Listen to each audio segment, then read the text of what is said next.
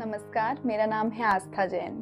पिछली वीडियो में हमने बात करी कि कैसे झूठ बोलने की जो हैबिट है वो बिल्ड हो सकती है, कैसे उससे आपके रिलेशनशिप्स इफेक्ट हो सकते हैं एंड हमने कोशिश करी आइडेंटिफाई करने की कि जब हम झूठ बोल देते हैं या फिर हम सच नहीं बोलते हैं तो उसके पीछे की हमारी मोटिवेशन क्या होती है।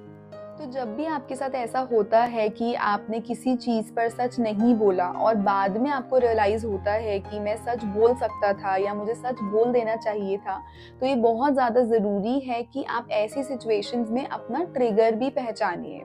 तो ट्रिगर का मतलब होता है कि जब भी हमने कोई चीज़ करी या कोई भी हमने बिहेवियर किया, उससे एग्जैक्टली पहले हमारा इमोशन क्या था या उससे एग्जैक्टली पहले ऐसी क्या सिचुएशन हुई थी जिसकी वजह से हमने वो पर्टिकुलर बिहेवियर किया। तो फॉर एग्जाम्पल आप ये रियलाइज करते हो कि जब कोई आपसे कुछ क्वेश्चन पूछता है और आप बिल्कुल भी प्रिपेयर्ड नहीं होते हो उसका जवाब देने के लिए, तो आपको कुछ पता ही नहीं होता कि क्या रिप्लाई करना है, तो आपके मुंह से ऑटोमेटिकली कुछ भी निकल जाता है और यूजुअली वो सच नहीं होता है। तो इसके पीछे का ट्रिगर हो सकता है स्ट्रेस या फिर ऑफ गार्ड होना, यानी कि हम प्रिपेयर्ड नहीं थे कि हमें इस बात का जवाब कैसे करना है, तो हमने कुछ भी बोल दिया जो हमारे मन में आया एंड बहुत ज्यादा चांसेस होते हैं कि वो चीज सच नहीं होती है। तो अगर आपका ट्रिगर स्ट्रेस है तो आपको स्ट्रेस के ऊपर काम करना होगा ताकि आपकी जो ये हैबिट है आप इसको इजीली चेंज कर पाओ। अगर आपके साथ एक्चुअली ऐसा ही होता है तो इसके अंदर एक चीज और ये होती है कि हम अपने माइंड में सोच कर चलते हैं कि अगर हमसे किसी ने कुछ पूछा है सो एक ऑब्लिगेशन है कि हमें तुरंत ही उस बात का जवाब देना है, या अगर किसी ने हमसे कुछ पूछा है तो हमें एकदम से ही उसको वो इंफॉर्मेशन देनी है। लेकिन ऐसा कोई रूल नहीं है। तो अगर आपसे कोई कुछ पूछ रहा है और आप रियलाइज कर रहे हो कि आपका स्ट्रेस बढ़ रहा है या इस चीज का जवाब आपके पास है ही नहीं, या फिर आप एकदम से अपने आप को फ्रोजन पा रहे हो, तो इन दैट केस आप एक्चुअली सामने वाले से टाइम मांग सकते हो टू रिप्लाई। इसमें कोई बुराई नहीं है।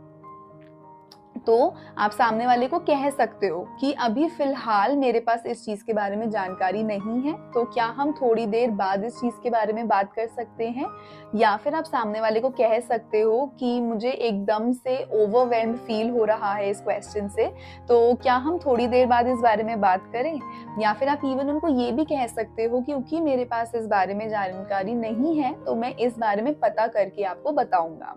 तो एटलीस्ट इससे ये होगा कि आप उनको गलत इंफॉर्मेशन नहीं दे रहे हो या फिर आप झूठ नहीं बोल रहे हो। अगर हमें नहीं पता तो हमें नहीं पता, अगर एकदम से हमारा स्ट्रेस का रिएक्शन हो रहा है तो हो रहा है, तो हम टाइम ले सकते हैं किसी भी चीज का रिप्लाई करने से पहले। तो आप जो स्ट्रेस है वो अपने बॉडी के रिएक्शंस यानी कि फिजिकल रिएक्शन से भी आइडेंटिफाई कर सकते हो।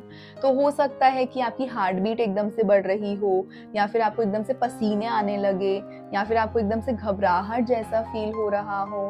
कई लोगों का मुंह सूखने लगता है या फिर जो हाथ होते हैं उनमें हल्का सा पसीने आने लगता है।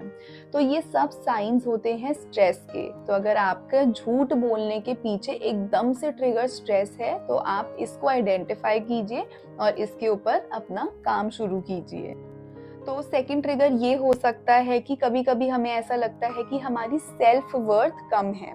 आई एम श्योर ये कभी ना कभी आपने भी जरूर एक्सपीरियंस किया होगा कि आप एक ग्रुप में खड़े हैं जिसमें आपके रिश्तेदार हैं या फिर आपके दोस्त हैं और वो सब बात कर रहे हैं कि मैंने ये गाड़ी खरीदी, मैंने इतना महंगा पर्स खरीदा या फिर मैंने इतने महंगे जूते खरीदे। और अगर हमने ऐसा नहीं किया होता तो हमें ऐसा लगता है कि मेरी सेल्फ वर्थ या फिर जो मेरी वर्थ है वो कम है, जो मेरी वैल्यू है वो कम है। और उस केस में कई बार हम बढ़ा चढ़ाकर बोल देते हैं कि हाँ मेरे पास भी इतना महंगा फोन है या फिर मैंने भी इतने ज्यादा पैसे खर्च किए, और इस चीज को हम बोलते हैं एग्जैजरेशन, जब हम सच को बढ़ा चढ़ाकर बताते हैं।